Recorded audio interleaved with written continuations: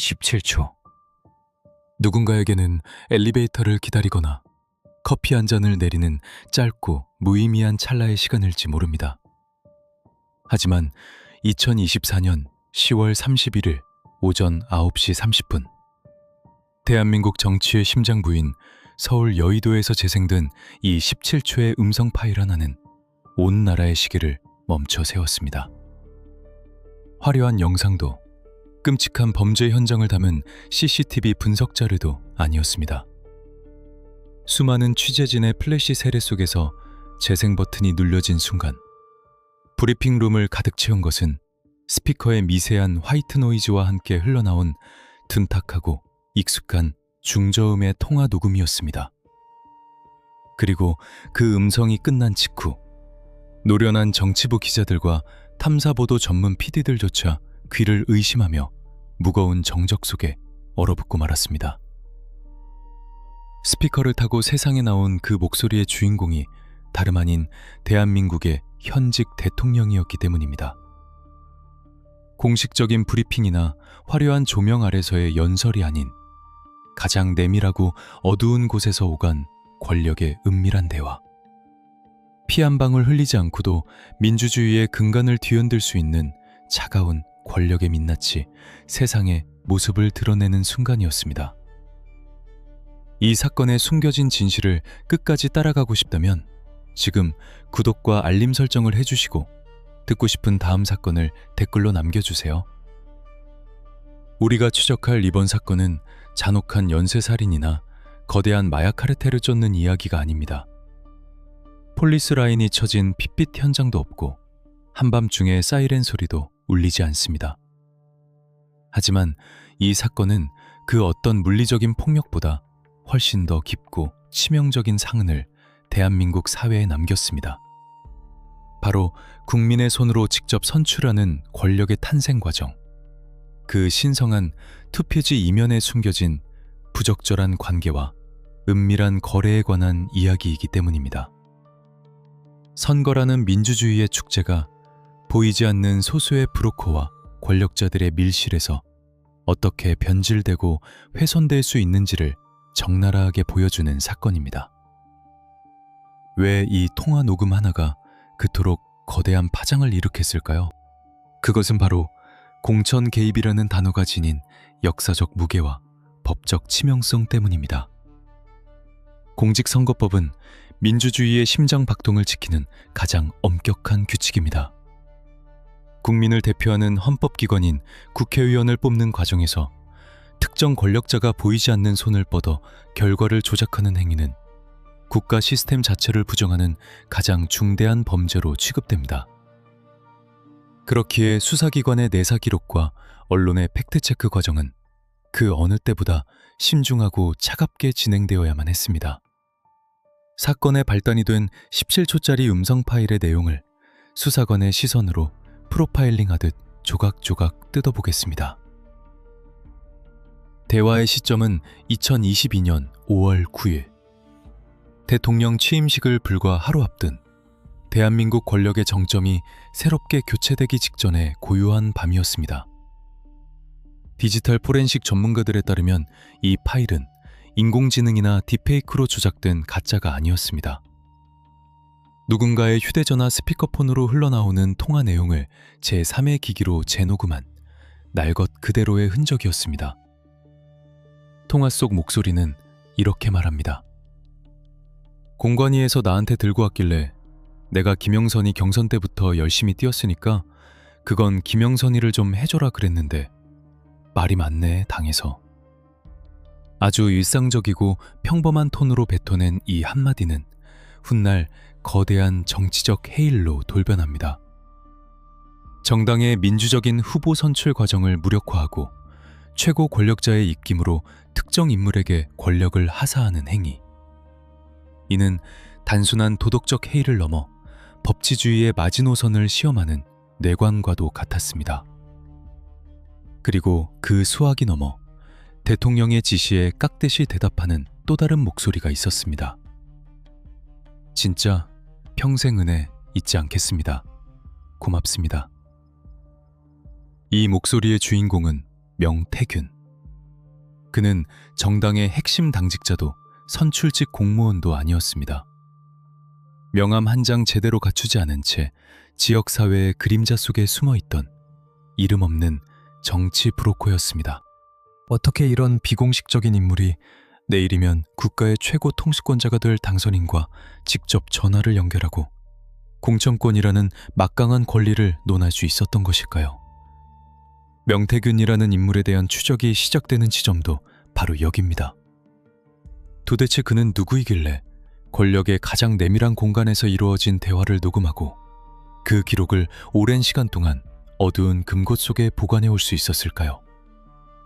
수사 기록을 통해 서서히 윤곽을 드러낸 그의 모습은 전형적인 막후 실세의 표본이었습니다. 유력 정치인들의 선거 캠프 주변을 맴돌며 여론조사라는 숫자의 마법을 무기로 영향력을 행사해온 인물. 그는 짙은 어둠 속에서 거대한 권력에 기생하며 겉으로는 보이지 않는 자신만의 숨겨진 네트워크를 직조하고 있었습니다.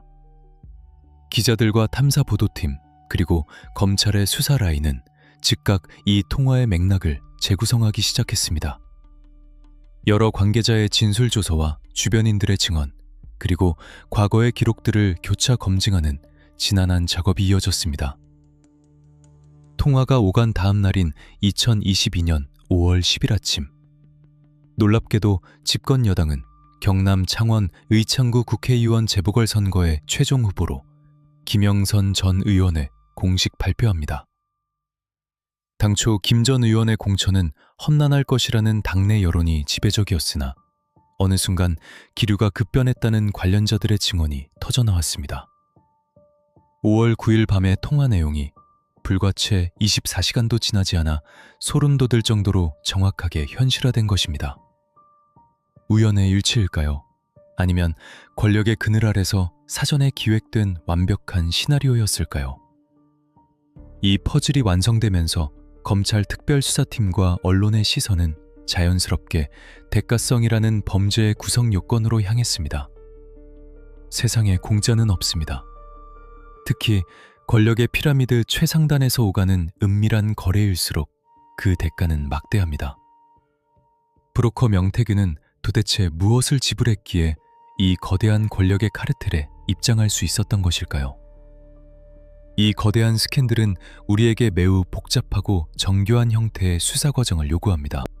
지문이나 DNA 대신 흩어진 여론조사 데이터와 수상한 자금의 흐름, 그리고 급하게 삭제된 디지털 기록들을 쫓아야 합니다.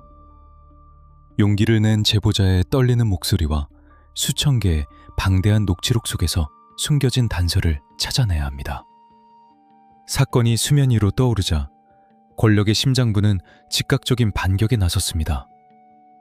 사적인 통화였을 뿐이다. 공식적인 지시가 없었다. 는 방어막이 겹겹이 쳐졌고 헌법적 해석을 둘러싼 치열한 법적 공방과 여론전이 시작되었습니다. 하지만 진실을 덮으려는 자들의 권력이 거대할수록 남겨진 흔적은 지울 수 없는 법입니다.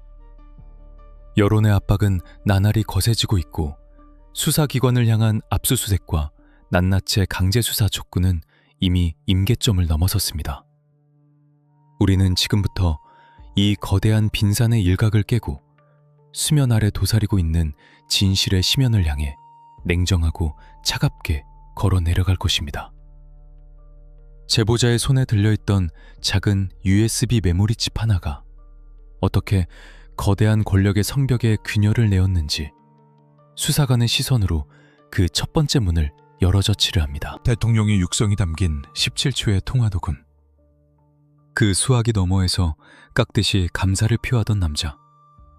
수사기관과 탐사보도 취재진의 시선은 자연스럽게 이 미스터리한 인물 명태균을 향해 집중되었습니다.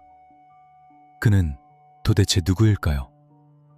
언론의 조명이 켜지고 수사관들의 내사가 본격적으로 시작되기 전까지 그는 대한민국 정치판의 짙은 그림자 속에 완벽하게 숨어있던 인물이었습니다.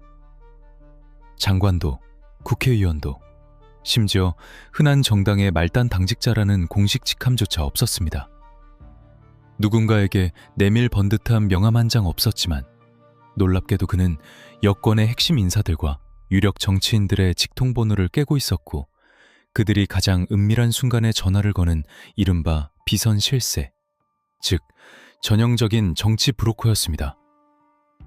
경남 창원, 지방의 한 산업도시를 거점으로 활동하던 그가 어떻게 중앙정치의 최상층부와 연결될 수 있었을까요? 수사팀은 명태균이라는 인물의 과거 궤적을 쫓기 위해 창원 지역 정치권 인사들의 진술조사를 확보하고 그가 구축해온 숨겨진 네트워크를 역추적하기 시작했습니다. 취재진이 만난 지역 정가의 관계자들은 그를 가리켜 선거판의 유령 혹은 여론의 마술사라고 불렀습니다. 공식적인 선거 캠프의 직책을 맡지 않으면서도 선거철만 되면 유력 후보들의 곁을 맴돌며 판세를 읽고 전략을 짜주는 대가로 막강한 영향력을 행사해왔다는 것입니다.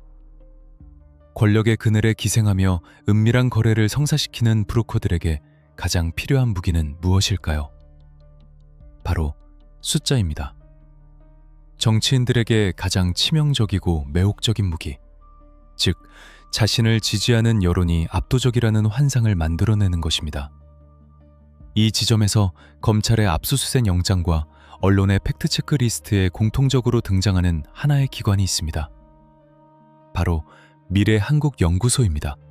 겉보기에는 평범한 여론조사 및 정책연구기관처럼 보였지만 수사기관의 프로파일링과 회계장부 분석 결과 이곳은 명태균이 정치적 영향력을 행사하기 위해 세운 일종의 베이스 캠프이자 데이터를 가공하는 은밀한 공장이었음이 드러나기 시작했습니다. 현대 선거에서 여론조사는 단순한 민심의 척도를 넘어 밴드웨건 효과를 일으키며 부동층의 표심을 쏠리게 만드는 가장 강력한 무기입니다. 명태균은 이 미래한국연구소를 실질적으로 운영하며 여론조사라는 합법적이고 과학적인 틀을 빌려 유력 정치인들에게 접근할 수 있는 정교한 명분을 만들어냈습니다. 탐사보도 전문 기자들이 확보한 내부 고발자의 증언과 데이터 분석 자료에 따르면 미래한국연구소의 여론조사 방식은 매우 교묘하고 전략적이었습니다. 공식적으로 중앙선거여론조사심의위원회에 등록되지 않은 자체 여론조사, 즉 비공표 조사를 수시로 돌리며 특정 후보에게 유리한 데이터 흐름을 만들어냈다는 정황이 제기된 것입니다. 문항의 배열을 바꾸거나 특정 지역의 표본을 과도하게 집계하는 등의 이른바 데이터 보정 작업을 통해 만들어진 숫자는 정치인들의 불안한 심리를 파고드는 강력한 최면제가 되었습니다. 내가 당신의 지지율을 올려줄 수 있다. 내가 판을 엎을 수 있다. 공식적인 명함은 없었지만 그가 들고 간 미래한국연구소의 분석 보고서는 그 어떤 화려한 이력서보다 정치인들의 마음을 강하게 뒤흔들었습니다. 이러한 분석 보고서를 무기로 명태균은 지역구를 넘어 중앙 정치 무대의 거물들과 접촉하기 시작합니다. 특히 선거라는 거대한 전쟁을 앞두고 지지율 1%가 아쉬운 유력 대선 주자들의 캠프 주변은 이처럼 숫자를 다루는 브로커들이 활약하기에 가장 완벽한 토양을 제공했습니다. 수사관들은 명태균이 구축한 네트워크의 흐름을 따라가며 혀를 내둘렀습니다. 그의 휴대전화 통화 기록과 메신저 대화 내역 속에는 이름만 들어도 알만한 전현직 국회의원들과 당 대표급 인사들이 수두룩했습니다. 그들은 철저하게 비공개로 명태균과 만나 선거 전략을 논의했고 그가 제공하는 데이터에 의존해 정치적 결단을 내린 정황들이 속속 포착되었습니다. 이는 민주주의의 꽃이라 불리는 선거 제도가 보이지 않는 브로커의 정략적인 데이터 장난에 의해 얼마나 쉽게 오염될 수 있는지를 보여주는 섬뜩한 단면이었습니다. 수사관들은 명태균의 행적을 입증하기 위해 창원에 위치한 미래한국연구소 사무실 주변의 과거 폐쇄회로 CCTV 영상과 통신기지국 접속 기록을 이잡듯이 뒤졌습니다. 이미 시간이 많이 흘러 물리적인 증거가 상당 부분 인멸되었을 가능성이 컸지만 끈질긴 교차 검증을 통해 유의미한 단서들을 복원해 나갔습니다. 늦은 밤 불이 꺼지지 않는 연구소 사무실로 은밀하게 드나들었던 지역 정가 인사들의 동선이 특정되었고, 선거 캠프 핵심 관계자들과 명태균 사이에 오간 수천 건의 통화 내역이 엑셀 데이터로 촘촘하게 정리되었습니다. 내사 단계에서 확보된 이러한 기초 데이터들은 훗날 전면적인 강제 수사가 시작되었을 때 핵심적인 스모킹건으로 작용하게 됩니다. 브로커가 짠 판 위에서 춤을 추었던 유력 인사들은 하나같이 단순한 조언을 들었을 뿐이라며 꼬리 자르기를 시도했지만, 통신망에 남겨진 방대한 디지털 로그 기록은 그들의 부적절한 관계가 결코 일회성이 아님을 웅변하고 있었습니다. 여론의 압박이 거세지는 가운데 언론의 팩트체크팀은 명태균이 과거에 관여했던 선거의 데이터들을 전수조사했습니다. 여론조사 전문가들의 자문을 받아 분석한 결과 미래한국연구소가 생산한 일부 비공표 데이터들에서 통계학적으로 설명하기 어려운 기형적인 흐름이 발견되었습니다. 정치판에서 지지율은 곧 권력의 크기이자 자금의 동원력입니다. 명태균은 이 보정된 환상을 유력 후보들의 캠프에 은밀히 밀어넣으며 자신의 몸값을 높였고, 그 대가로 정치적 지분을 요구하는 대담함을 보였습니다. 공식적인 회계장부에 기록될 수 없는 불법적인 거래의 온상, 그것이 바로 이름 없는 브로커 명태균이 권력의 정점을 향해 올라갈 수 있었던 비밀의 계단이었습니다. 수사당국과 언론의 끈질긴 추적 끝에 미래한국연구소의 불투명한 자금 흐름이 서서히 수면 위로 떠올랐습니다. 여론조사를 한번 돌리기 위해서는 적게는 수백만 원에서 많게는 수천만 원의 막대한 비용이 발생합니다. 하지만 미래한국연구소의 회계장부에는 그 막대한 비용의 출처가 명확히 기재되어 있지 않았습니다. 누군가의 지시로 조사가 이루어졌다면 당연히 그의 합당한 비용이 지불되어야 마땅하지만, 자금의 꼬리는 교묘하게 끊어져 있었습니다. 공식적인 정치 자금으로 처리되지 않은 검은 돈의 흐름, 혹은 비용을 받지 않고 조사를 진행한 뒤 훗날 정치적 비주로 청구하는 은밀한 접대와 부적절한 관계의 정황.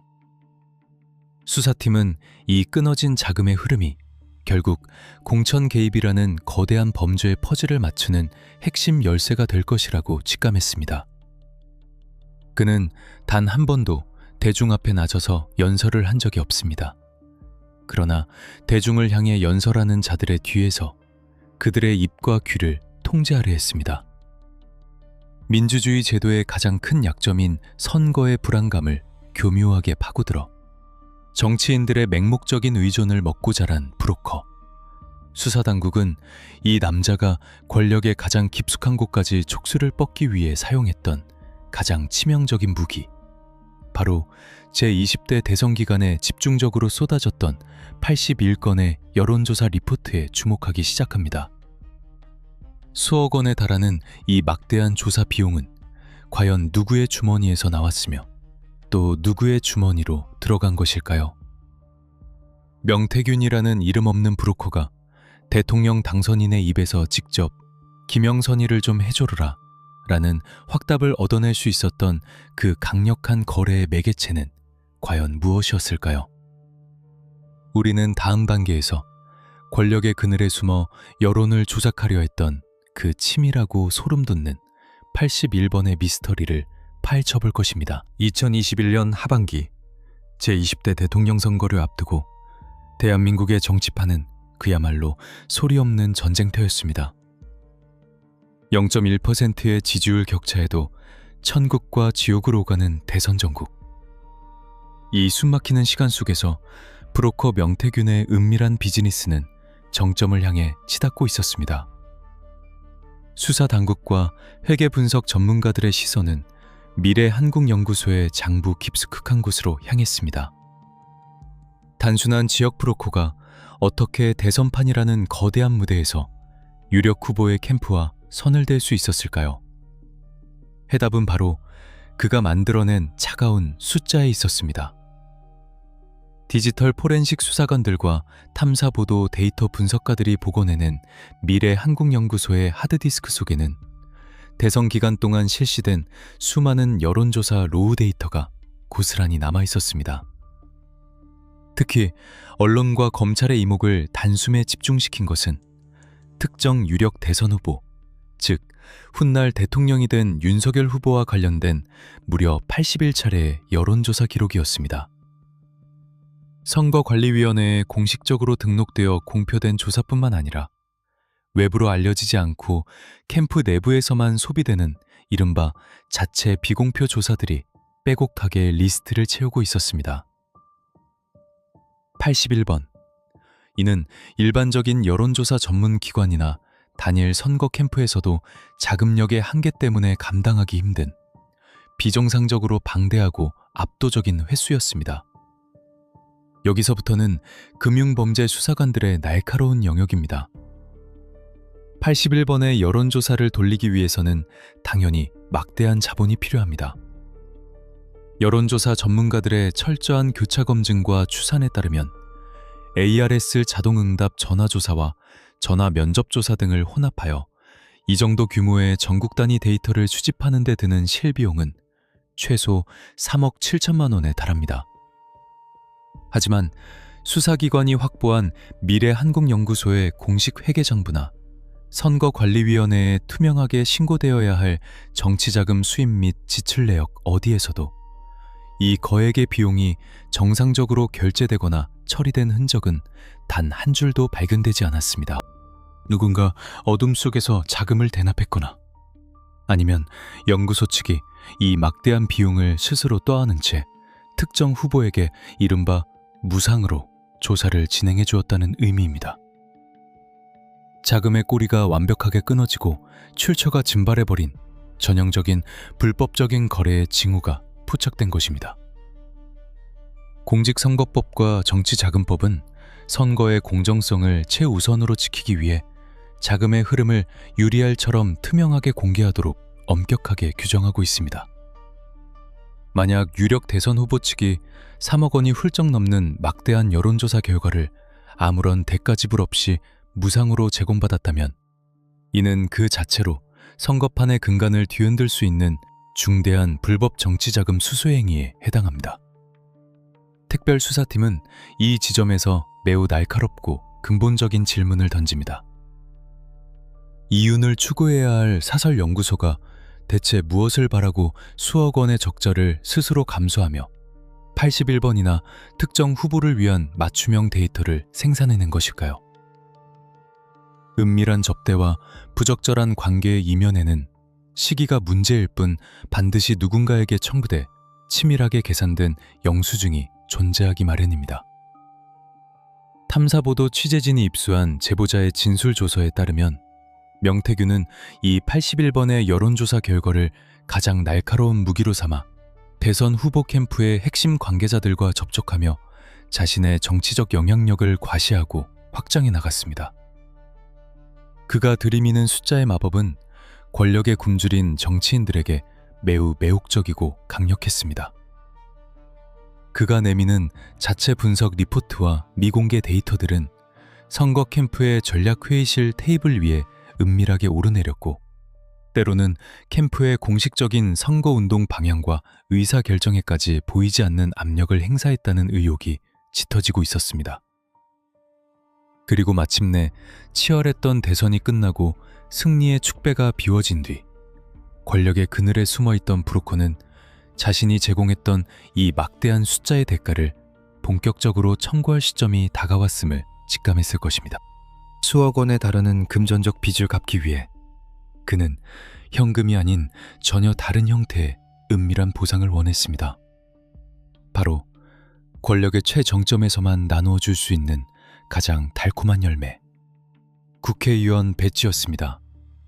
수사당국은 이 미보고된 3억 7천만 원의 여론조사 비용과 앞서 제1부에서 언급했던 2022년 5월 경남 창원 의창구 보궐선거 공천 사이의 연결고리를 입증하기 위해 전방위적인 계좌 추적과 동시다발적인 압수수색을 단행했습니다. 81번의 조사가 단순히 무보수 자원봉사 차원이 아니었다면 그 대가로 김영선 전 의원의 공천을 강하게 요구하고 마침내 관철시켰다는 거대한 공천 거래의 뼈대가 완벽하게 조립되기 때문입니다. 만약 이 숨겨진 네트워크의 실체가 사실로 입증된다면 이는 대한민국 헌정사상 유례를 찾기 힘든 최악의 선거 개입 스캔들로 기록될 것이 분명했습니다. 국민의 피 같은 세금으로 운영되고 보호받아야 할 민주주의의 꽃, 선거제도가 일개 브로커의 은밀한 거래와 권력자들의 부적절한 관계망에 의해 철저하게 유린당한 셈이 되기 때문입니다. 검찰 특별수사본부와 언론의 취재망은 명태균과 주변 인물들의 차명 계좌, 그리고 미래한국연구소로 흘러들어간 정체불명의 자금 흐름을 추적하는 데 모든 수사력을 집중했습니다. 놀랍게도 이 과정에서 여론조사 비용을 충당하기 위해 다가오는 지방선거 출마를 준비하며 공천을 갈망하던 또 다른 지역 정치인들로부터 은밀하게 거액의 뒷돈을 받았다는 충격적인 불법 자금 조달 의혹까지 겹치면서 사건의 파장은 걷잡을 수 없이 커졌습니다. 브로커는 지방 정치인들의 절박한 심리를 교묘하게 파고들어 자금을 끌어모으고 그 검은 돈으로 중앙 정치의 유력 대선 후보를 위한 여론조사를 무차별적으로 돌려 환심을 산 뒤 다시 그 끈끈해진 권력을 이용해 자신이 원하는 인물을 국회로 입성시키는 지극히 기형적이고 파괴적인 정치판의 먹이사슬을 완성하려 한 것입니다. 감사보도 프로그램과 언론의 팩트체크를 통해 이 81번의 여론조사 실체가 한꺼풀씩 벗겨질 때마다 대한민국 국민들이 느낀 배신감과 충격은 상상을 초월했습니다. 선거 유세장에서는 공정과 상식을 외치던 정치 권력이 보이지 않는 무대귀에서는 브로커가 조작하고 가공한 숫자에 의존해 은밀한 거래를 주고받았다는 정언은 민주주의에 대한 심각한 모욕이었습니다.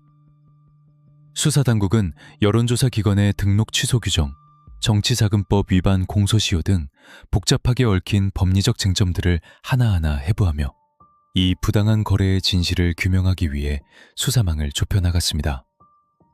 거대한 권력의 성벽 앞에서 수사관들의 손에 쥐어진 이 차가운 숫자의 나열들은 가장 확실하고 예리한 창이 되어 진실의 문을 두드리고 있었습니다. 진실을 은폐하려는 자들은 불리한 증거를 황급히 지우고 은밀하게 말을 맞추며 법망을 빠져나가려 안간힘을 썼지만 한번 생성된 디지털 데이터와 자금의 흐름이라는 차가운 숫자는 결코 거짓말을 하지 않습니다.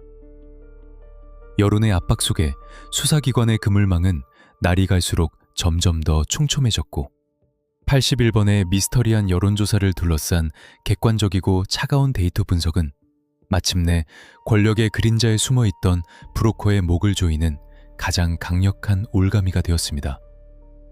그렇다면 이 수억 원짜리 보이지 않는 청구서를 당당하게 들고 권력의 심장부를 찾아간 브로커는 대체 어떻게, 무슨 방법으로 내일이면 대한민국 최고 권력자가 될 대통령 당선인과 직접 수화기를 들고 통화를 할 수 있었던 것일까요?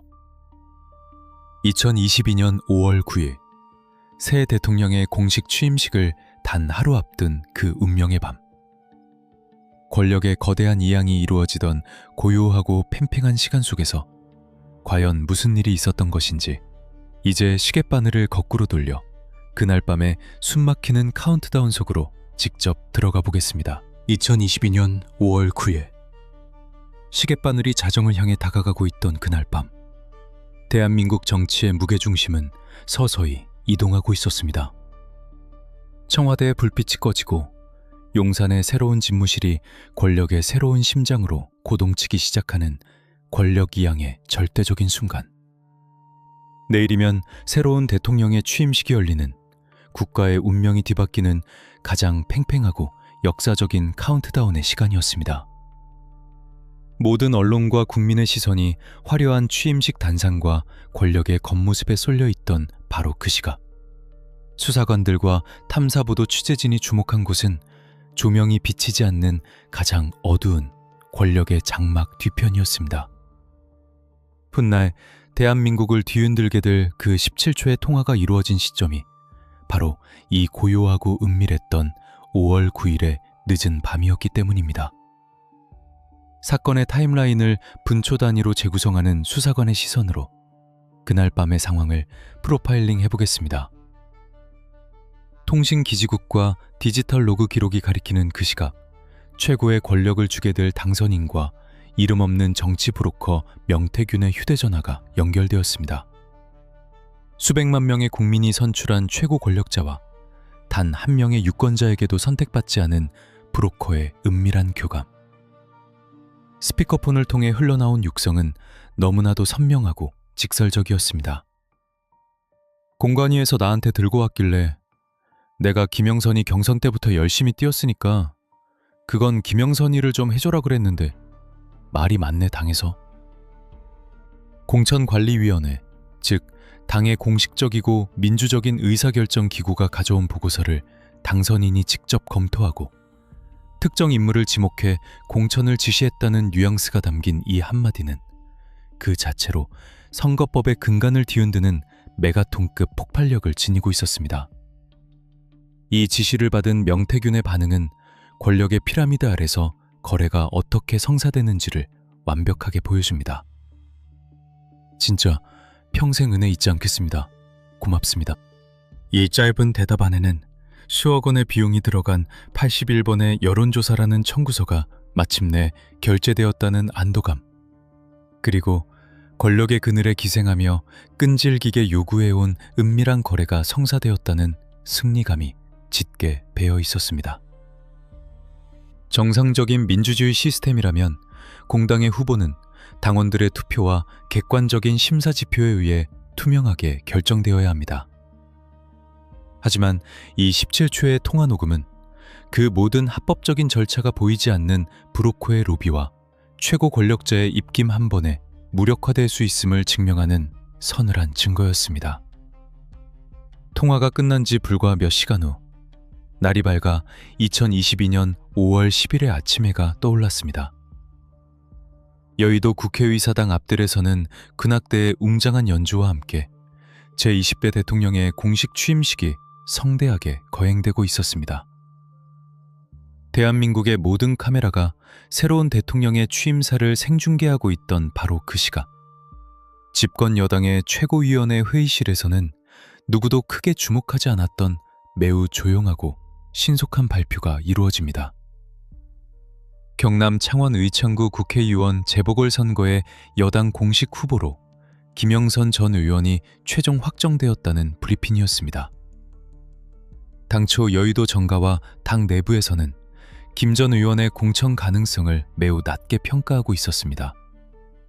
지역 연구도 뚜렷하지 않았고 경쟁 후보들에 비해 당내 지지 기반이나 명분도 부족하다는 것이 지배적인 여론이었습니다. 심지어 공천관리위원회 내부에서도 반대 기류가 상당했다는 관계자들의 진술조서가 훗날 검찰 수사 과정에서 확보되기도 했습니다.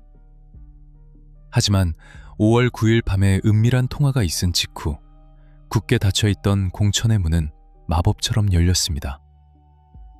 불과 12시간도 채 지나지 않아 일어난 이 드라마틱한 반전. 이것을 단순한 우연의 일치라고 부를 수 있을까요? 탐사보도 취재진과 데이터 분석가들은 이 24시간의 타임라인을 권력의 그림자가 드리워진 블랙박스라고 부릅니다. 브로커가 요구했고 당선인이 수락했으며 당이 곧바로 실행에 옮긴 완벽한 삼박자.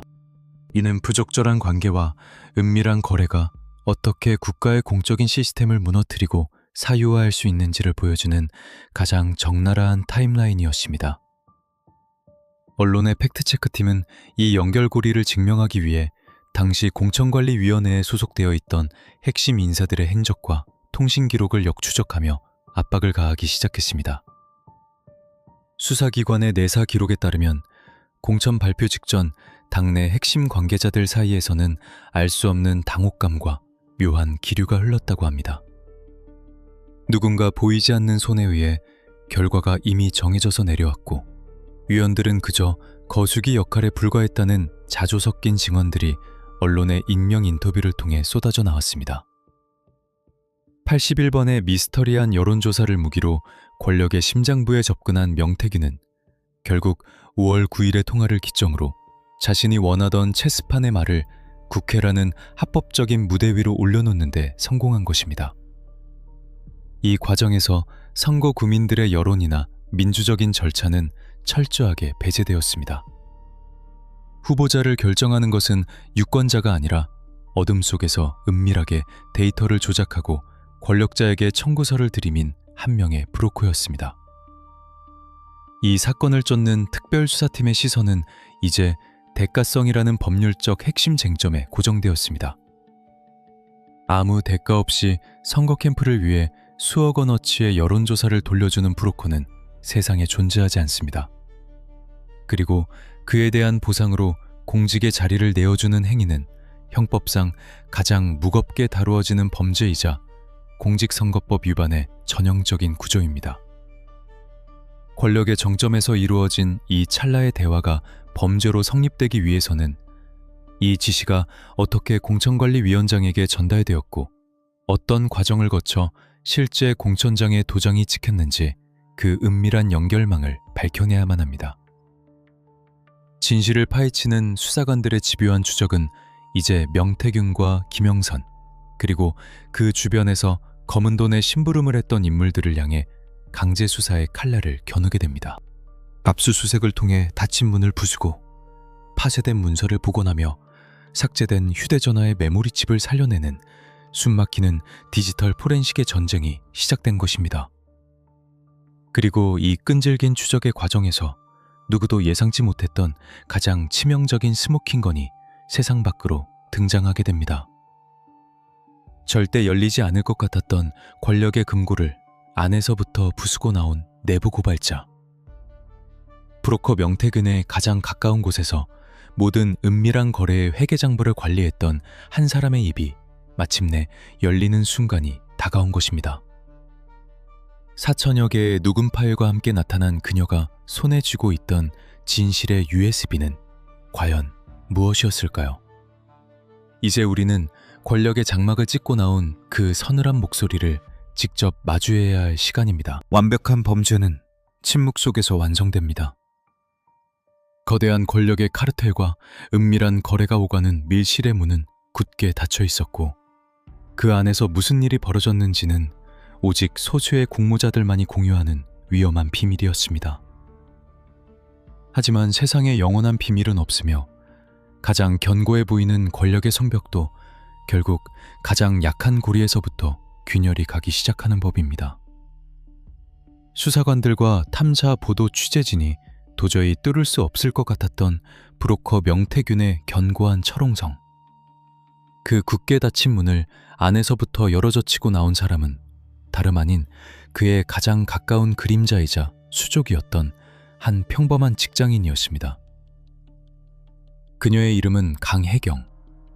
미래한국연구소의 부소장이자 명태균의 모든 자금 흐름과 은밀한 지시사항을 관리했던 핵심 실무자, 즉 회계 책임자였습니다. 그녀는 선출된 정치인도 힘있는 권력자도 아니었습니다. 그저 위에서 내려오는 지시를 엑셀 파일로 정리하고 막대한 여론조사 비용을 계산하며 하루에도 수십 번씩 걸려오는 브로커의 전화를 응대해야 했던 평범한 사무직 노동자에 불과했습니다. 그러나 바로 그 평범함과 성실함이 훗날 대한민국 헌정사를 뒤흔들 가장 치명적인 스모킹건을 만들어냅니다. 강혜경 씨는 상사의 복잡하고 은밀한 지시를 누락없이 이행하기 위해 그리고 혹시 모를 업무상의 책임 전가로부터 자신을 방어하기 위해 수년간 오간 모든 통화 내용을 자신의 휴대전화에 자동 녹음하고 있었습니다. 그녀가 수사기관과 언론 그리고 국회에 제출한 이른바 판도라의 상자 안에는 무려 4천여 개에 달하는 방대한 통화 녹음 파일과 텔레그램 메시지 캡처본 그리고 조작된 여론조사의 원본 노후 데이터가 고스란히 담겨 있었습니다. 2024년 10월 대한민국 국회 법제사법위원회의 국정감사장에 쏟아지는 수백 개의 카메라 플래시와 팽팽한 긴장감 속에서 그녀가 중인석에 앉았습니다. 거대한 국가 권력과 맞서야 하는 내부 고발자의 자리는 결코 화려하거나 영웅적인 부대가 아닙니다. 그것은 뼛속까지 스며드는 공포와 두려움, 그리고 기득권 세력의 무자비한 법적 보복을 각오해야만 오를 수 있는 형틀과도 같습니다.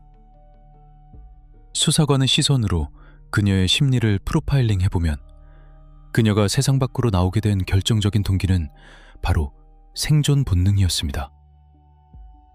불법적인 여론조사와 은밀한 공천 거래의 실체가 서서히 수면 위로 떠오르고 수사기관의 내사가 좁혀오자 브로커 명태균과 유력 정치인들은 뻔뻔하게도 모든 책임을 이 평범한 실무자에게 떠넘기려 하는 이른바 꼬리 자르기를 시도했습니다. 나는 모르는 일이다.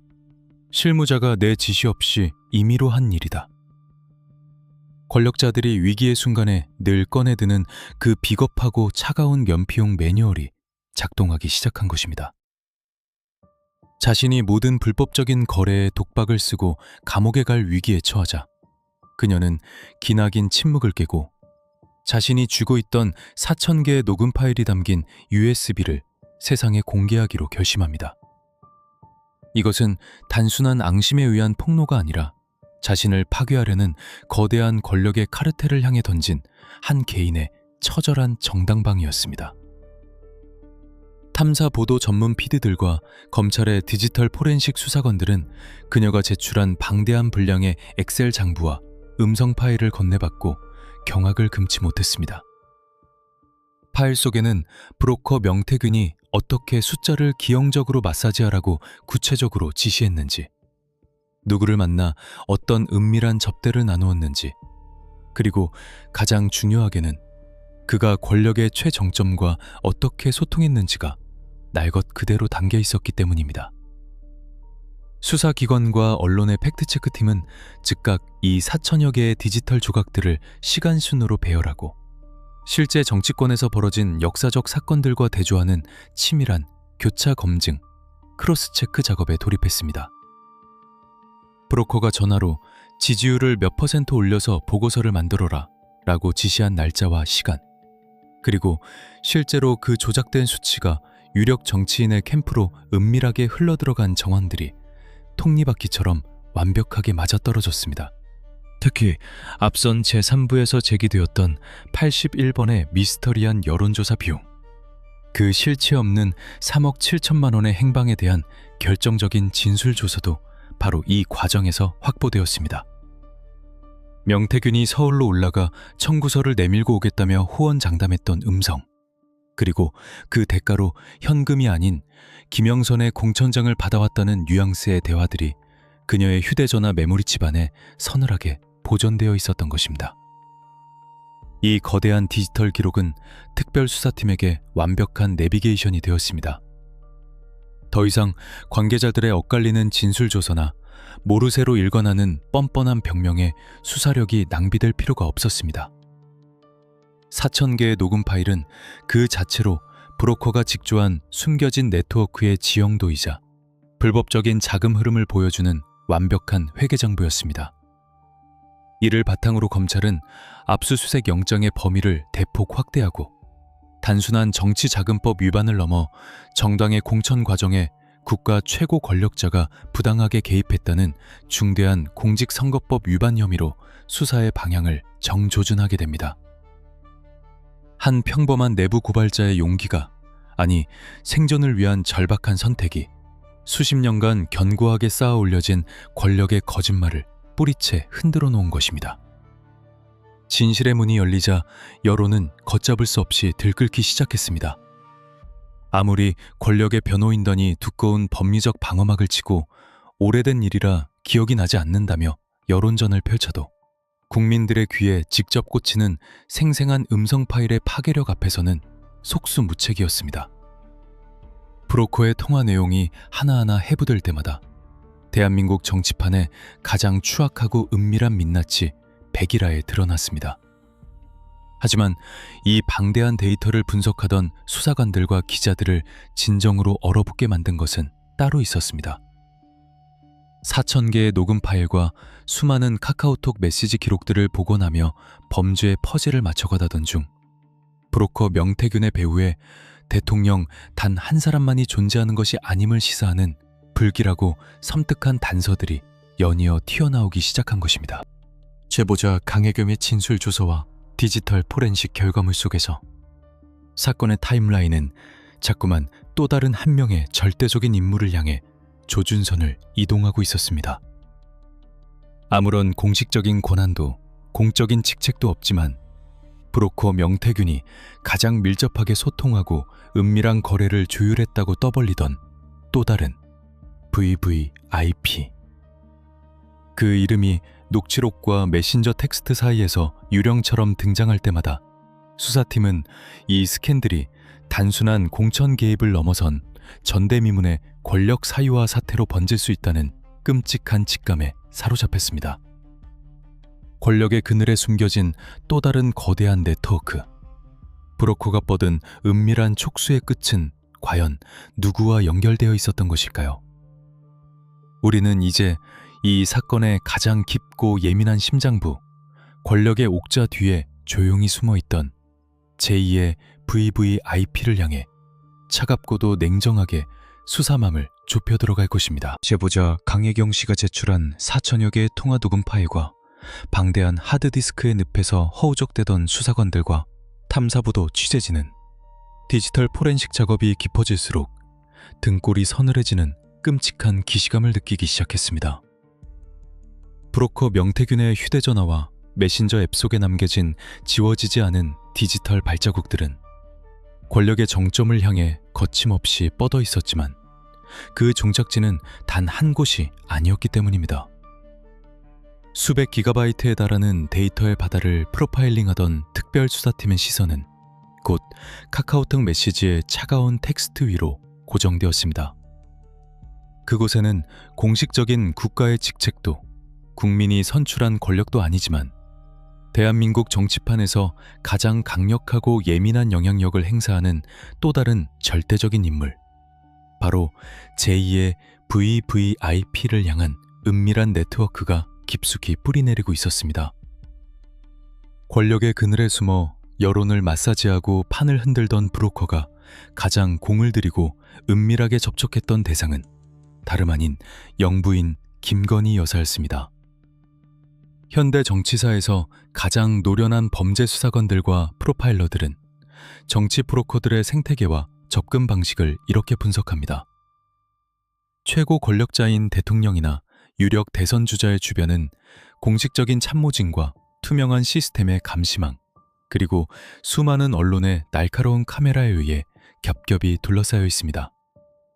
따라서 번듯한 명함조차 없는 음지의 브로커가 정면으로 권력의 심장부를 뚫고 들어가는 것은 물리적으로 불가능에 가깝습니다. 그렇다면 그들은 어디를 노릴까요? 그들은 언제나 권력의 가장 치명적이고 부드러운 아킬레스건, 즉 공식적인 감시 시스템과 사정기관의 시선이 미치지 못하는 권력의 사각지대를 정밀하게 타격합니다. 그것은 주로 최고 권력자의 가족, 그 중에서도 가장 거리가 가까운 배우자입니다. 영부인이라는 자리는 국가의 예산이 직간접적으로 투입되고 막대한 영향력을 지니지만 선출직이 아니라는 이유로 종종 공적인 통제와 기록의 의무에서 빗겨나 있는 모순적인 공간입니다. 브로커 명태균은 수억 원짜리 조작된 여론조사 데이터를 강력한 무기로 삼아 바로 이 가장 취약하고 은밀한 권력의 빈틈을 완벽하게 파고든 것입니다. 복원된 카카오톡 메시지 내역과 제보자의 진술 조서 속에서 드러난 브로커와 영부인의 대화는 일반적인 국민들의 상식과 헌법적 잣대로는 도저히 납득하기 힘든 수준의 부적절한 관계망을 여실히 보여주고 있었습니다. 공식적인 직함이 아닌 매우 사적인 호칭이 스스럼 없이 오가고 정당의 내부 사정이나 공천과 관련된 극히 민감한 정치적 키워드들이 아무런 여과 없이 등장했습니다. 수사당국과 탐사보도 팩트체크팀은 이 은밀한 메시지들이 오간 날짜와 시간을 실제 정치권에서 벌어진 중대한 사건들의 타임라인과 나란히 놓고 대조하는 끈질긴 교차 검증, 크로스체크 작업에 돌입했습니다. 소름 돋게도 브로커가 메신저를 통해 영부인에게 특정 유력 정치인의 평판을 깎아내려 전달하거나 여론조사의 기형적인 흐름을 단독으로 보고한 직후 당내의 기류가 묘하게 요동치거나 권력의 향배가 뒤바뀌는 징후들이 속속 포착되었습니다. 이는 단순한 사적인 조언이나 친분을 넘어 국가의 공적인 시스템이 작동해야 할 중대한 의사결정 과정에 비선 실세의 숨겨진 네트워크가 치명적으로 개입하고 있었다는 것을 증명하는 강력한 정황 증거였습니다. 탐사보도 전문 기자들이 수사 과정에서 유독 주목한 또 다른 핵심은 바로 기록되지 않은 만남입니다. 청와대나 대통령실과 같은 국가의 최고 핵심 기관은 모든 방문객의 출입 기록과 면담 일지를 철저하게 관리하고 보존할 법적 의무가 있습니다. 하지만 명태균의 음성 파일과 제보자의 구체적인 증언에 따르면 그와 제2의 VVIP 사이에는 공식적인 관저 출입 기록이나 업무 일지에 결코 남지 않는 은밀한 만남과 비공식적인 접대가 수시로 이루어졌다는 짙은 의혹이 제기되었습니다. 권력자의 자택이나 외부의 비공개 장소에서 이루어진 이러한 만남은 촘촘한 감시의 눈을 피해 정치적 청탁과 은밀한 거래를 성사시키기 위한 가장 완벽한 밀실이자 인큐베이터였습니다. 브로커는 이러한 만남의 성과를 마치 훈장처럼 뽐내며 지역 정치인들에게 자신의 권력을 과시했고, 내가 여사와 직접 통화해서 모든 것을 해결해 줄 수 있다는 식의 대담하고 위험한 발언들을 서슴지 않았습니다. 이러한 수사 결과들은 검찰 특별수사팀에게 매우 뼈아프고 복잡한 법리적 딜레마를 안겨주었습니다. 선출된 공직자인 대통령 본인의 직접적인 공천 개입은 공직선거법상 명백하고 중대한 범죄 행위로 처벌이 가능합니다. 그러나 선출되지 않은 순수한 민간인 신분인 영부인이 브로커와 지속적으로 연락을 주고받으며 당의 선거에 영향을 미친 행위는 현재의 법 테두리 안에서 정확히 어떤 조항으로 단죄해야 하는가? 형법학자들과 헌법 전문가들 사이에서 치열한 법적 공방이 시작되었습니다. 일각에서는 이를 단순한 사적인 대화나 의견 개진으로 치부하며 방어막을 쳤지만, 다수의 법률 전문가들은 만약 영부인이 대통령의 막강한 지위와 권력을 교묘하게 드니엎고 공천이라는 공적 업무에 부당하게 관여했다면 이는 국정농단에 준하는 중대한 권력 사유화 행위이자 직권남용의 공범으로 충분히 엮일 수 있다고 엄중하게 경고했습니다. 권력의 짙은 그늘에 숨어 여론의 향방을 마사지하고 그 대가를 영부인의 비선 네트워크를 통해 수금하려 했던 브로커의 치밀한 설계도는 노련한 수사관들조차 혀를 내두를 정도로 교활하고 대담한 것이었습니다. 압수수색 영장에 기재된 범죄 혐의 사실들이 점점 더 날카로워지고 강제 수사의 서늘한 칼끝이 마침내 권력의 견고한 성벽을 넘어 내부의 심장부로 향하기 시작하자 여론의 압박은 걷잡을 수 없는 활화산처럼 폭발했습니다. 국민들은 투표용지에 단 한 번도 이름을 올린 적 없는 음지의 브로커와 선출되지 않은 권력의 가족이 어떻게 밀실에서 국가의 운명을 쥐고 흔들었는지에 대해 차갑고 묵직한 분노를 표출하기 시작했습니다. 수사기관은 명태균의 엇갈리는 입과 강혜경 씨의 4,000개 USB 파일에서 쏟아져 나오는 제2의 VVIP 관련 진술조서를 낱낱이 해부하며 이 은밀한 네트워크를 통해 실제로 오고 간 불법적인 금전 거래나 인사청탁의 실체를 입증하기 위해 자금 추적의 범위를 한계치까지 끌어올렸습니다. 브로커가 쥐고 있던 수천 개의 녹음 파일은 이제 자신을 보호하기 위한 단순한 방어막이 아니라 권력의 가장 깊은 사각지대를 정조준하여 폭파시키는 치명적인 디지털 시한폭탄이 되었습니다. 완벽하게 은폐된 줄 알았던 부적절한 관계의 꼬리가 포렌식 수사관들의 집요함에 밟히면서 사건은 전혀 새로운 국면으로 접어들고 있었습니다. 최고 권력자를 둘러싼 이중의 장막, 즉 대통령과 영부인이라는 두 개의 견고한 성벽을 동시에 공략해야 하는 전대미문의 압박수사. 하지만 권력도 가만히 앉아서 그 칼날을 당하고만 있지는 않았습니다. 거대한 위협을 감지한 권력의 핵심부는 모든 법적 수단과 국가적 권한을 총동원해 거대한 방어전을 준비하기 시작했습니다. 17초의 통화 녹음과 4,000개의 파일이 세상에 드러나고 제2의 VVIP의 이름이 언론에 도배된 직후 대통령실은 당혹감 속에 긴급히 공식 입장을 조율하며 차갑고도 치밀한 반격을 서둘렀습니다. 과연 최고 수준의 법률 지식으로 무장한 권력의 변호인단은 이 명백한 디지털 증거들 앞에서 어떤 논리로 법망의 허점을 파고들었을까요? 수사관들이 들이민 날카로운 창에 맞서 대통령실이 짜놓은 방패의 촘촘한 논리와 그 뒤에 숨겨진 차가운 법적 공방의 세계로 지금 바로 들어가 보겠습니다. 대한민국 정치의 한복판에 17초짜리 통화 녹음 파일이 투하되고 제보자의 4천여 개 디지털 증거가 연일 언론의 헤드라인을 장식하자 거대한 권력의 심장부는 잠시 무거운 침묵에 잠겼습니다. 하지만 그 침묵은 담혹감이나 포기가 아니었습니다.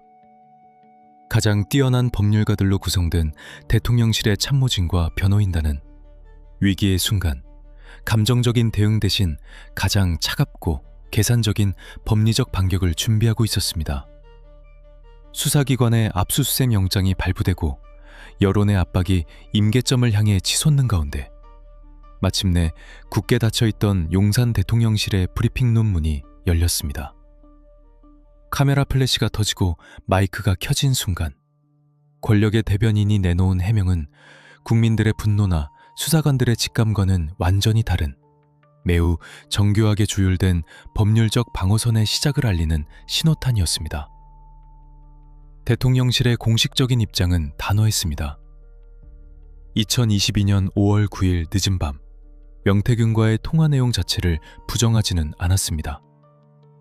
이미 포렌식 수사관들에 의해 육성의 진위가 판가름난 상황에서 이를 억지로 부정하는 것은 무의미했기 때문입니다. 대신 그들은 통화의 성격을 완전히 재규정하는 전략을 취했습니다. 당시 통화는 특별한 의미를 담은 공천 지시가 아니라 선거 승리를 축하해주는 수많은 사람 중 한 명에게 건넨 의례적인 덕담이자 사적인 대화였을 뿐이다. 공천관리위원회에 특정 후보를 언급했다는 녹취 속 발언 역시 선거 브로커의 끈질긴 민원과 요구를 적당히 달래고 끊어내기 위한 정치적 수사에 불과했다는 것입니다.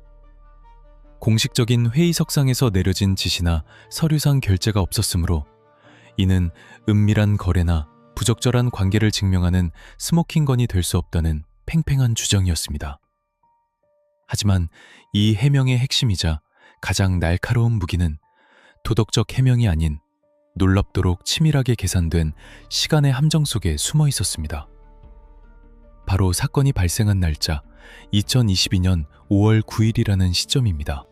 공직선거법 제9조는 공무원, 기타 정치적 중립을 지켜야 하는 자의 선거 관여 행위를 엄격하게 금지하고 있습니다. 여기서 권력의 변호인단은 대한민국 법망의 가장 기묘한 사각지대를 파고들었습니다. 5월 9일 자정까지 윤석열 당선인은 아직 공식적인 취임 선서를 하지 않은 상태였습니다. 즉, 법률상 헌법기관인 대통령이나 공무원의 신분이 아닌 순수한 당선인이자 일반 민간인 신분이었다는 것입니다. 공무원이 아니므로 공무원의 정치적 중립 의무를 규정한 공직선거법 위반 혐의 자체가 성립할 수 없다는 매우 차갑고 기계적인 법리 해석이 수사당국의 앞을 가로막았습니다. 이 기형적인 논리는 수사기관과 탐사보도 취재진 그리고 헌법학자들 사이에서 거대한 법적 공방의 불씨를 지폈습니다. 특별수사본부의 일선 수사관들과 선거법 전문가들은 즉각 반발했습니다. 당선인 신분이라 할지라도 대통령직 인수에 관한 법률에 따라 이미 국가 예산과 막대한 행정 권력을 부여받아 사실상 국가 원수에 준하는 권한을 행사하고 있었으며 만약 그가 권력이 없는 일반인이라면 어떻게 집권 여당의 최고 권력기구인 공천관리위원회에서 가져온 핵심 보고서를 미리 받아보고 의견을 낼 수 있었겠느냐는 논리였습니다. 더욱이 법의 허점을 파고든 권력의 방어 논리에는 치명적인 모순이 하나 숨어 있었습니다. 통화는 5월 9일에 이루어졌지만 실제로 김영선 전 의원의 공천이 공식적으로 당에서 발표되고 확정된 시점은 5월 10일 아침, 즉 대통령으로서 공식 임기가 시작되고 난 직후였습니다. 수사관의 프로파일링 관점에서 보면 5월 9일의 은밀한 지시는 5월 10일의 공적인 결과로 이어지는 끊어질 수 없는 하나의 연속된 범죄 행위로 보아야 한다는 주장이 팽팽하게 맞섰습니다. 권력의 방어선은 단순히 시간의 틈새를 노리는 것에 그치지 않았습니다. 대통령실은 브로커 명태균과의 부적절한 관계 자체를 서둘러 절단하려는 시도를 이어갔습니다. 대선 경선 막바지 무렵 그가 내미는 여론조사의 기형적인 흐름과 무리한 요구를 감지한 이후 공식적으로 그와의 모든 연락을 매몰차게 끊었다는 것이 방어의 핵심 논리였습니다. 하지만 수사기관이 제보자 강혜경 씨의 진술 조서를 바탕으로 확보한 텔레그램과 카카오톡 메시지, 그리고 끊임없이 쏟아져 나오는 통신 기지국 접속 기록들은 권력의 해명과 정면으로 충돌하고 있었습니다. 연락을 끊었다는 시점 이후에도 영부인인 제2의 VVIP를 통한 숨겨진 네트워크는 여전히 활발하게 가동되고 있었고, 심지어 대통령 취임식 당일 명태균의 가족이 VVIP석인 귀빈석에 초청되어 앉아 있었다는 충격적인 사실이 언론의 팩트체크를 통해 만천하에 폭로되었습니다. 거짓 해명은 또 다른 거짓을 낳고 진실을 덮기 위해 겹겹이 두른 법리적 방어막은 스스로 모순에 빠져 균열을 내기 시작했습니다. 수사기관은 이 치열한 법적 공방의 늪에 빠지지 않기 위해 극도로 냉정함을 유지해야만 했습니다. 아무리 여론의 압박이 거세고 정황 증거가 차고 넘친다 해도 법정에서 권력의 초우와 변호인단을 무너뜨리기 위해서는 말의 성찬이 아닌 흔들림 없는 물증이 필요했습니다. 단순히 덕담이었다는 변명을 완벽하게 박살낼 수 있는 공천 개입의 뚜렷한 대가성을 입증할 단 하나의 핵심 고리. 검찰은 81번의 미스터리한 여론조사에 들어간 3억 7천만 원의 비용이 결국 5월 9일 통화의 숨겨진 청구서였음을 객관적으로 증명해야만 했습니다. 당선인의 해줘라라는 한마디가 어떻게 당 지도부와 공천관리위원장에게 구체적인 외압으로 전달되었는지, 그 숨겨진 네트워크에 보이지 않는 명령체계를 밝혀내는 것이 수사의 승패를 가를 절대적인 분수령으로 떠올랐습니다. 기자들과 공사들의 집요한 질문 세례에도 불구하고 권력의 심장부는 법리적 허점이라는 참호 속에 몸을 숨긴 채 묵비권에 가까운 철벽 방어를 고수했습니다. 그들은 알고 있었습니다. 여론의 거센 분노는 시간이 지나면 결국 가라앉을 것이고, 수많은 녹취록과 진흙탕 폭로전이 난무할수록 대중은 사건의 복잡함에 지쳐 피로감을 느끼게 될 것이라는 사실을 말입니다. 그것이 권력이 위기를 탈출할 때 사용하는 가장 전형적이고 고전적인 매뉴얼이었습니다. 모든 것이 흐릿해지는 공방전 속에서 수사팀은 이 지루한 말싸움을 단숨에 끝내버릴, 판을 완전히 뒤집을 수 있는 가장 확실한 물리적 증거에 시선을 돌렸습니다. 수많은 메신저 텍스트와 음성 파일, 그리고 권력의 실체 없는 그림자들이 오고 갔던 바로 그 단말기. 범죄의 모의부터 은밀한 거래의 순간까지 모든 진실을 묵묵히 기록하고 있을 디지털 블랙박스. 이제 조용한 내사와 서류상의 법리 검토 단계는 끝이 났습니다. 강제 수사의 서늘한 칼날은 이제 브로커 명태균이 어디선가 깊숙이 숨겨놓았을 모든 스캔들의 마스터키를 향해 정조준되었습니다. 코너에 몰린 그는 수사기관의 압수수색을 비웃기라도 하듯 내 휴대전화를 포렌식하면 진짜 엄청난 일들이 벌어질 것이라며 위험하고도 대담한 협박을 일삼고 있었습니다. 대한민국 정치판을 통째로 흔들어버릴지도 모르는 그 치명적인 판도라의 상자. 우리는 이제 수사관들과 함께 시간을 다투는 숨막히는 추격전에 동행할 것입니다. 디지털 포렌식의 한계를 시험하며 벌어진 사라진 황금폰을 향한 절박한 레이스. 그 차갑고 끈질긴 추적의 현장으로 지금 들어갑니다. 법리적 공방과 팽팽한 말싸움이 여의도 정치권과 용산 대통령실 브리핑룸을 가득 채우고 있던 그 시각, 수사의 최전선에선 검찰 특별수사팀의 시계는 전혀 다른 속도로 가장 다급하고 절박하게 돌아가고 있었습니다. 진실을 밝히기 위한 가장 원초적이고 확실한 방법은 단 하나, 오직 객관적인 물증의 확보뿐입니다. 아무리 화려한 말로 변명하고 법망의 틈새를 파고든다 해도 물리적인 증거가 확보되는 순간 모든 억측과 거짓말은 힘을 잃게 마련입니다. 2024년 11월, 마침내 창원지방검찰청을 중심으로 꾸려진 특별수사팀은 권력의 그늘에 숨어있던 브로커 명태균의 자택과 그가 실질적으로 운영했던 미래한국연구소, 그리고 김영선 전 의원의 사무실 등을 겨냥해 전방위적이고 동시다발적인 압수수색을 단행했습니다. 파란색 압수물 상자를 든 수사관들이 굳게 닫힌 문을 열고 들이닥쳤을 때 현장은 이미 싸늘하게 식어 있었습니다. 수사기관이 가장 절박하게 찾고 있던 핵심 증거물은 단순한 회계장부나 서류 조각이 아니었습니다. 2022년 대선과 지방선거 당시 명태균이 제2의 VVIP를 비롯한 최고 권력층과 직접 은밀한 거래를 주고받았던 바로 그 단말기, 이른바 황금폰이라 불리는 과거의 휴대전화들이었습니다. 그 작은 기계 안에는 81번의 미스터리한 여론조사를 둘러싼 자금의 흐름, 공천 개입의 뚜렷한 대가성, 그리고 숨겨진 네트워크의 실체를 밝혀줄 가장 완벽하고 파괴적인 디지털 로그가 고스란히 봉인되어 있을 것이기 때문입니다. 하지만 수색 결과 가장 결정적인 스모킹건이 되어야 할 그 휴대전화들은 이미 흔적도 없이 사라진 뒤였습니다. 궁지에 몰린 브로커는 오히려 수사기관을 향해 대담하고도 서늘한 조롱을 던졌습니다.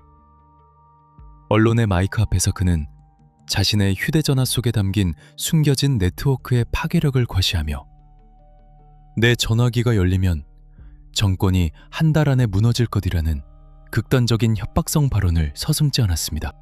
심지어 자신이 과거에 사용했던 핵심 휴대전화 여러 대를 아버지의 산소 아래 혹은 선산의 나무 밑에 깊숙이 묻어두었다며 수사기관의 추격 의지를 꺾으려는 교란 작전까지 펼쳤습니다.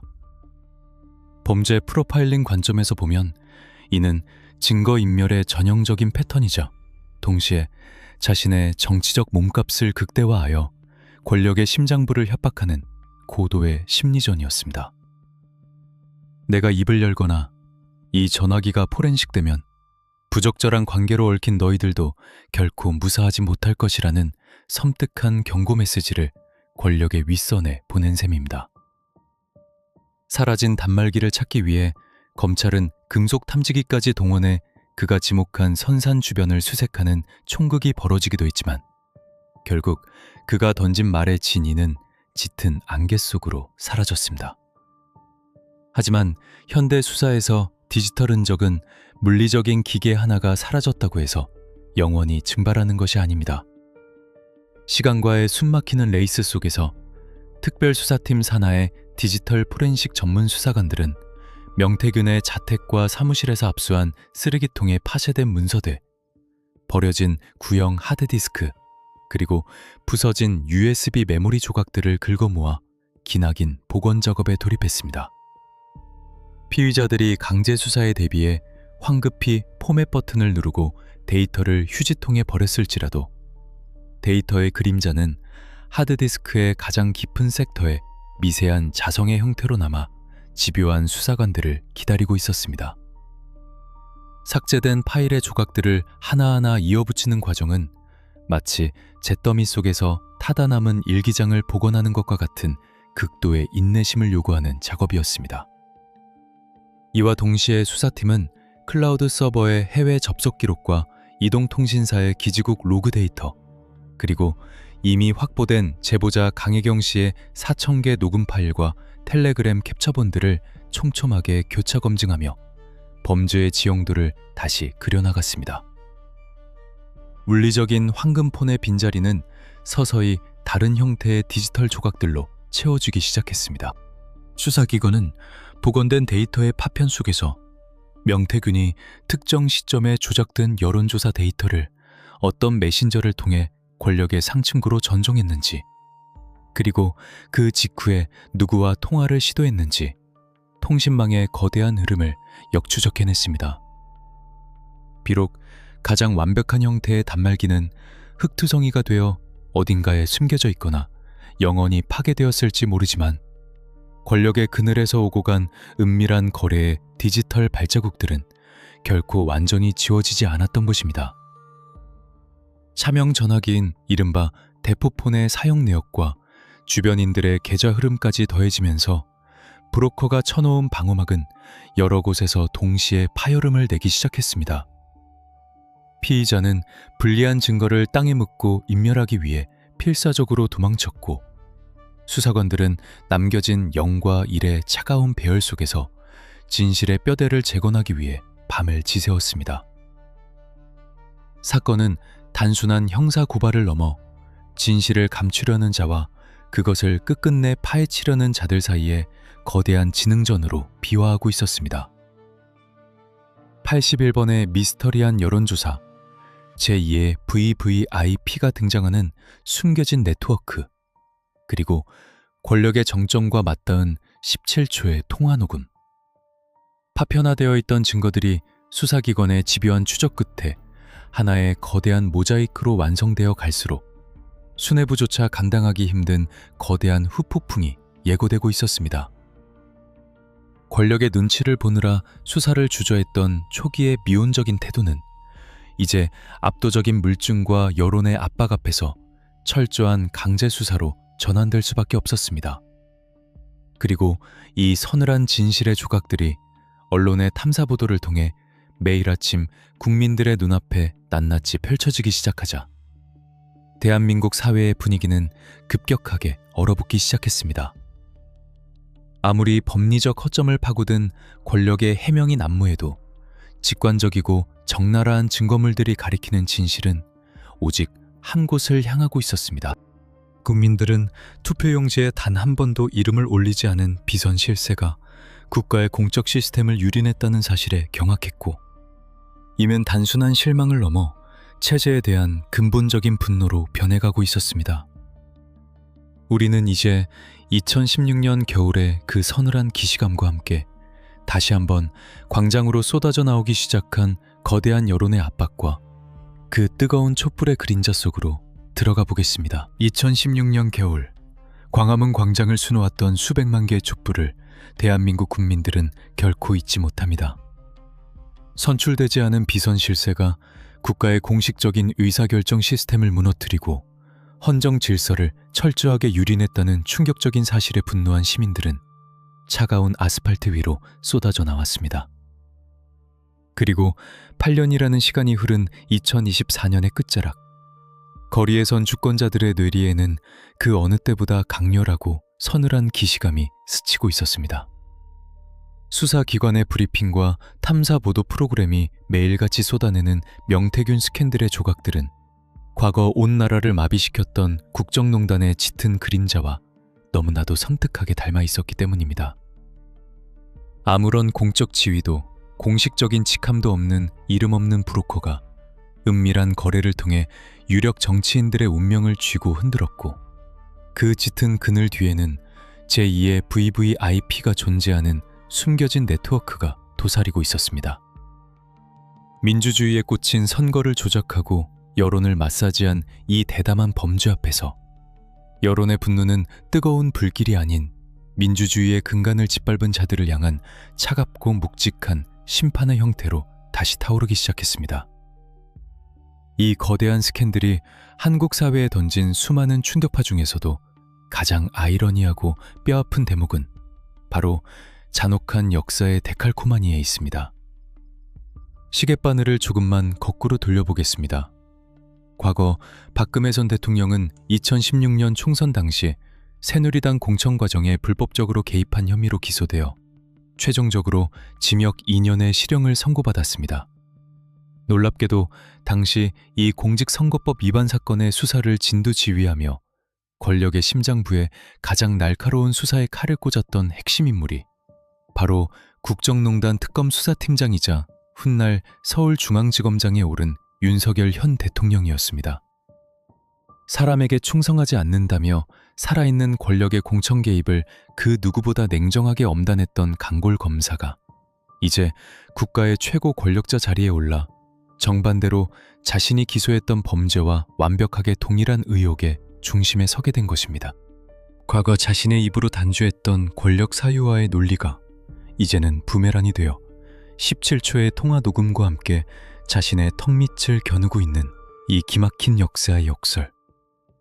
대중은 이 서늘한 아이러니 앞에서 권력의 그 어떤 변명이나 법리적 회피도 더 이상 용납할 수 없다는 임계점에 도달하고 있었습니다. 탐사보도 전문 기자들이 제보자 강혜경 씨가 건넨 4,000개의 녹음 파일과 방대한 하드디스크에서 추출한 충격적인 진술조서와 육성들이 연일 뉴스의 헤드라인을 장식할 때마다 민심의 지표는 곧바로 반응했습니다. 여론조사 기관들이 앞다투어 발표하는 대통령의 국정 지지율은 그야말로 수직으로 추락하기 시작했고 심리적 방어선이자 마지노선이라 불리는 20%의 벽마저 속절없이 붕괴되는 충격적인 수치가 연일 보도되었습니다. 이는 단순한 경제정책의 실패나 정무적인 판단 착오에 대한 불만이 결코 아니었습니다. 국민의 피 같은 세금으로 운영되고 가장 투명하고 공정해야 할 국가의 근간인 선거제도가 일개 브로커의 은밀한 여론 마사지와 부적절한 관계망에 의해 철저하게 오염되었다는 깊은 배신감의 발로였습니다.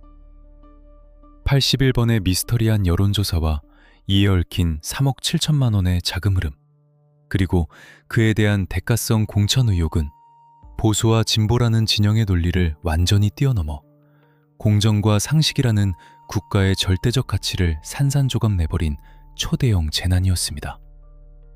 주말마다 도심의 중심거리는 다시 한번 무거운 침묵 속에 촛불의 바다로 변해갔습니다.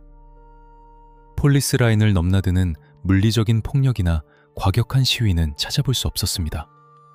그저 고요함 속에 촛불을 지켜든 수많은 시민들의 행렬은 권력의 심장부를 에워싸며 숨막히는 압박을 가하고 있었습니다. 범죄 심리학자들과 사회학자들은 이 차갑고 거대한 군중의 분노가 수사기관에게 강력한 심리적 압박이자 명분이 되었다고 분석합니다. 권력의 눈치를 보며 초기 내사에 미온적이고 방어적이었던 검찰 내부는 거리로 쏟아져 나온 국민들의 매서운 눈빛 앞에서 더 이상 사건의 본질을 덮어두거나 꼬리 자르기식으로 축소할 명분을 완전히 잃어버렸습니다. 전방위적인 압수수색을 촉구하는 목소리와 숨겨진 네트워크의 윗선을 향한 성역 없는 강제 수사를 요구하는 여론의 압박은 현장에서 발로 뛰는 검찰 특별수사팀의 등 뒤를 떠미는 가장 강력하고 합법적인 원동력이 되었습니다.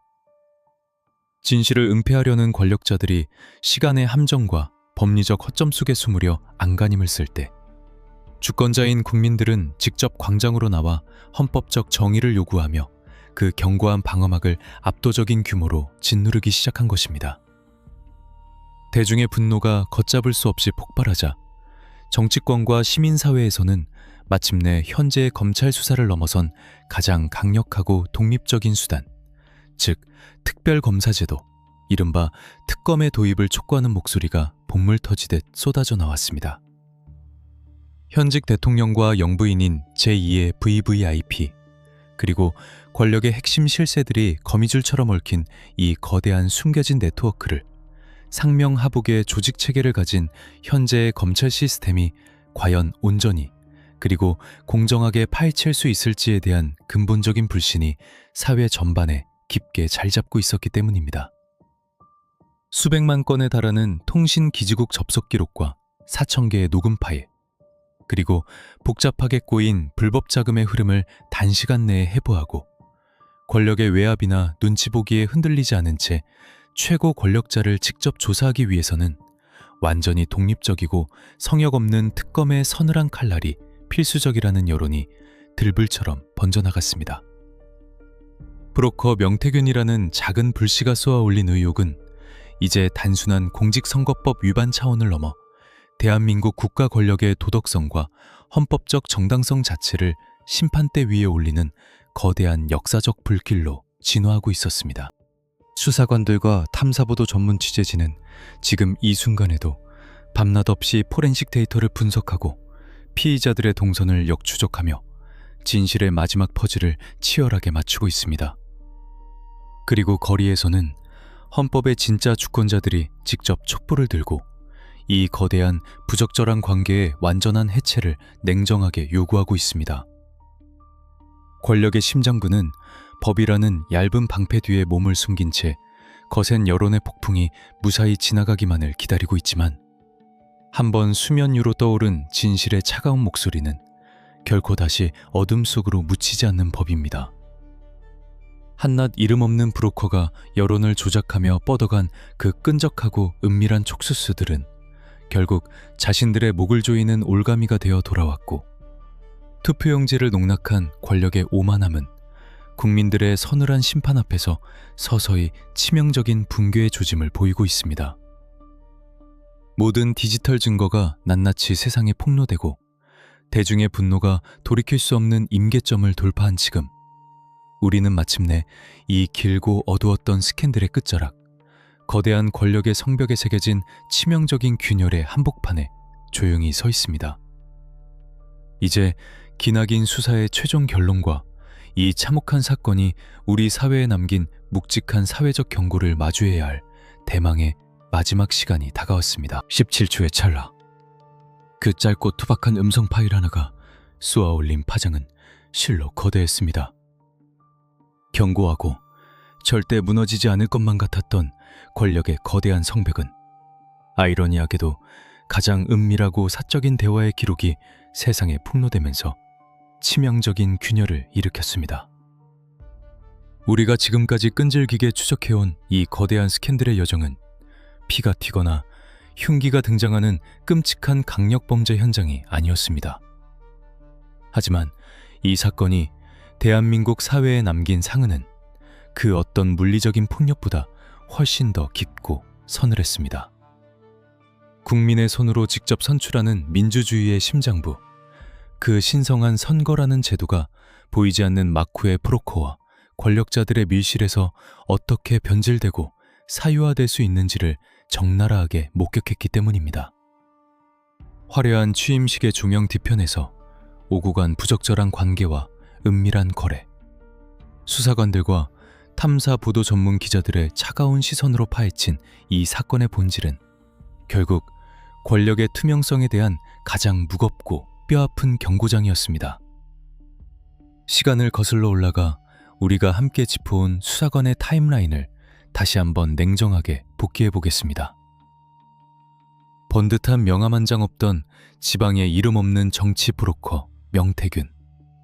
그는 정당의 공식적인 시스템 밖에서 조용히 기생하며 유력 정치인들의 가장 나약한 심리적 빈틈을 교묘하게 파고들었습니다. 선거라는 전쟁터에서 0.1%의 숫자에 목숨을 거는 정치인들의 불안감을 먹잇감 삼아 그는 81번이라는 기형적이고 미스터리한 여론조사를 무기로 자신의 숨겨진 네트워크를 구축했습니다.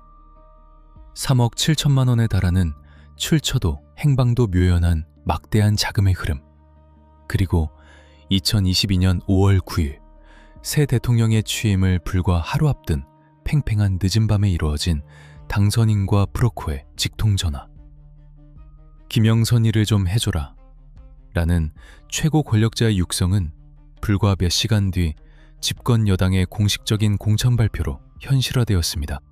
이는 우연의 일치라는 얄팍한 병명으로는 도저히 설명할 수 없는 철저하게 기획된 권력 사유화의 결정적 스모킹건이었습니다.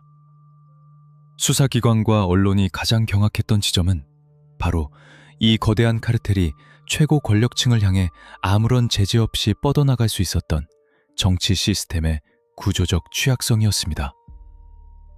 감시의 사각지대에 놓인 제2의 VVIP, 즉 영부인을 향한 브로커의 은밀한 접근은 권력의 그늘이 얼마나 깊고 위험한지를 단적으로 보여주었습니다. 공식적인 업무 일지나 출입 기록에 결코 남지 않는 밀실에서의 만남, 카카오톡과 텔레그램을 통해 여과 없이 오고 간 국정 운영과 당무에 관한 민감한 대화들, 선출되지 않은 민간인이 어떻게 국가의 공적인 시스템을 우회하여 막대한 정치적 영향력을 행사할 수 있었는지, 이 부적절한 관계망은 대한민국의 헌법적 가치를 뿌리째 흔들어 놓았습니다. 사건이 수면 위로 떠오르자 권력은 치밀하게 계산된 법리적 허점을 파고들며 사적인 덕담이었다, 당선인 신분이라 선거법 위반이 아니다 라며 겹겹이 방어막을 쳤지만, 이는 오히려 대중의 차가운 분노와 역사적 기시감을 자극하는 거대한 자충수가 되었습니다. 이 사건은 우리 사회에 매우 근본적이고 철학적인 질문을 던지고 있습니다. 세계적인 수준의 경제력과 민주화의 역사를 자랑하는 대한민국 정치판에서 왜 여전히 이런 음지의 브로커나 주술적인 막후 실세들이 권력의 심장부를 맴돌며 생명력을 유지하고 있는 것일까요? 그것은 어쩌면 당원들의 민주적인 의사결정이나 객관적인 능력 검증보다는 보이지 않는 윗선의 입김과 줄 세우기에 의존하는 우리 정치권의 고질적이고 후진적인 병폐가 아직도 청산되지 않았기 때문일 것입니다.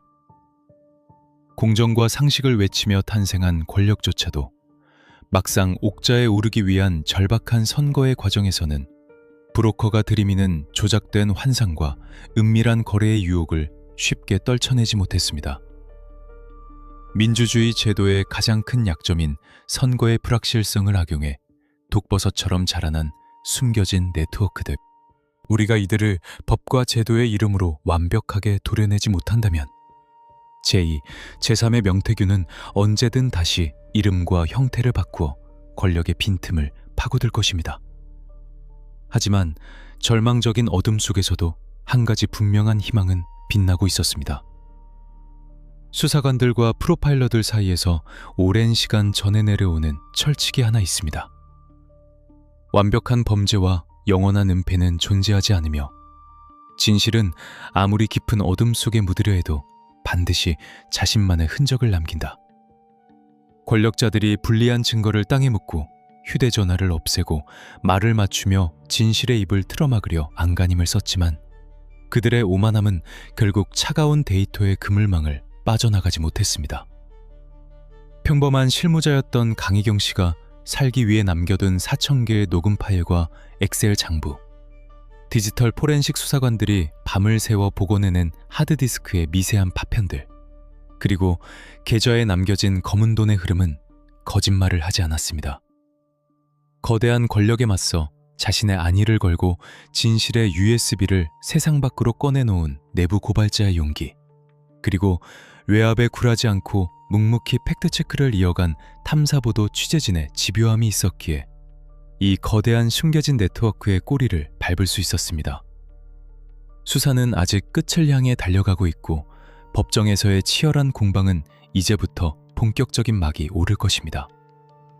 권력의 변호인단은 남은 모든 수단을 동원해 증거의 효력을 떨어뜨리고 무죄를 주장하겠지만 한번 수면 위로 떠오른 팩트의 무게는 결코 가벼워지지 않습니다. 이제 모든 최종적인 판단은 남겨진 증거들과 그리고 이 차가운 기록들을 거리에서 또 일상의 현장에서 매서운 눈으로 지켜보고 있는 주권자인 국민들의 몫으로 넘어왔습니다. 선거라는 민주주의의 축제가 다시는 브로커들의 놀이터로 전락하지 않도록 우리는 이 사건이 남긴 뼈아픈 교훈을 결코 잊지 말아야 할 것입니다. 권력은 주어지는 것이 아니라 감시받는 것이며 우리가 정치에 대한 관심의 끈을 놓는 순간 그 자리는 필연적으로 가장 은밀하고 부적절한 관계를 맺은 자들의 차지가 되어버린다는 냉혹한 진실말입니다. 어두운 밀실에서 오고 간 17초의 통화 녹음에서 시작되어 광장의 거대한 촛불로 번져간 이 사건. 우리는 앞으로도 진실이 향하는 그 마지막 종착지까지 단 한순간도 시선을 거두지 않고 차갑고 냉정하게 지켜볼 것입니다. 숨겨진 진실은 반드시 그 대가를 치르게 될 테니까요. 이 사건의 숨겨진 진실을 끝까지 따라가고 싶다면 지금 구독과 알림 설정을 해주시고 듣고 싶은 다음 사건을 댓글로 남겨주세요.